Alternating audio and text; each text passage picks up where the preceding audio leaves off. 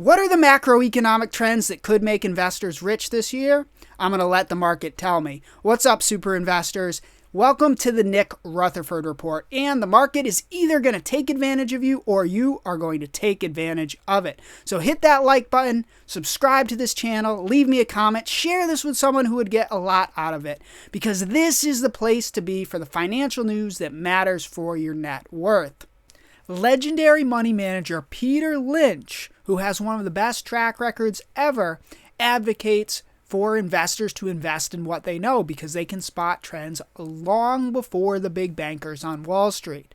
So what are these trends? What is the market telling us? It's very simple when you pay attention. So let's look at some of these trends that are making investors money. See, you got articles like this where pain is coming for emerging markets from a Trump trade war. It's very obvious over the last few years that there could be a trade war and that there could be tariffs coming, and there's just more and more tension in the world. So this is one of the trends that I'm watching very closely. Also, a very obvious trend. Biden opens federal land for AI data centers and sets rules for developers. Again, there's the AI, the digital transformation. The trend is right in front of your face and it's making investors money. What's a trend that's having investors lose their money? Again, there's been a lot of inflation. Everyone knows that the lower end consumer is struggling more and more. You see articles like this. Largest retail of jewelry crashes amidst guidance cut. Blames consumers gravitated to lower price points. It's obvious that many people are struggling in this economy. I wonder what trend that represents. It represents, well, very obviously, things that cater to the medium and low end consumer, they're going to do very badly. Anything sort of mass market. And the market is telling us this exactly. Just look at Nike.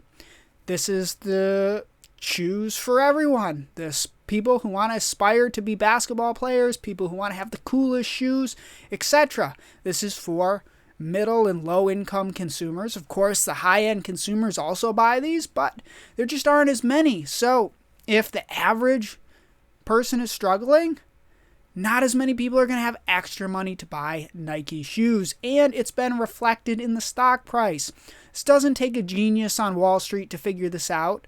It doesn't take an MBA, or it doesn't take you having to spend all of your life analyzing things to uncover this trend. It's very obvious, and it's in the market. Nike is down over 30%, so investors who are investing in these areas have been losing money. And it's not only Nike. Look at the Dollar General, catering to the lower end consumer. People who don't have a lot of money, they're getting squeezed by inflation. And guess what? Dollar General is down 55% over the last 5 years. In the last 1 year, the Dollar General is down 48%. Most of those losses have come about recently. If you've been paying attention to the market at all, you could have spotted this trend long before Wall Street. Long before everyone in a big bank. You just have to watch the market, understand the trends, and then you can be in the place where investors are making money. Take example from the positive trends, the AI, the data centers. Well, who's building all of these chips? NVIDIA. It's been in the news for over 2 years. It's been very obvious. And over the last 1 year, NVIDIA is up 132%. It's taking advantage of the trends in the direction that investors are making money. More data centers, more AI. On the other side, we have the digital transformation. Everyone's buying stuff online. They've been doing it for years. Amazon is up 42%. They've got cloud. It's one of the best businesses in the world, and it's taking advantage of the AI trend, the digitization trend, all of these things. Now, what about some other trends? Well, like I talked about with the trade wars, the tariffs, the wars, all of these things, just the world not being such a nice place. Who takes advantage of that? Well, the biggest defense contractors. Look at Lockheed Martin. It's up 4.6% in the last year.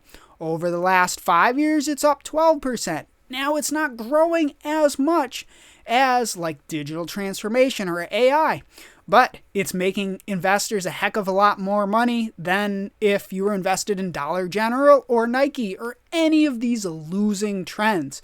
So this is important, why you just look at the trends in the economy and then ask yourself, what are the companies taking advantage of those trends?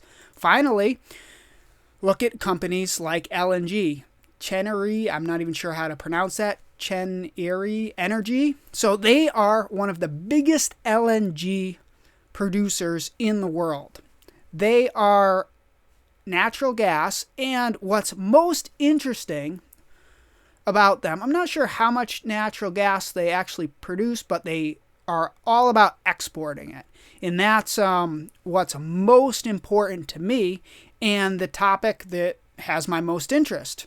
Because, let me just look here, but my point in all of this is they're building a new gas terminal to export natural gas.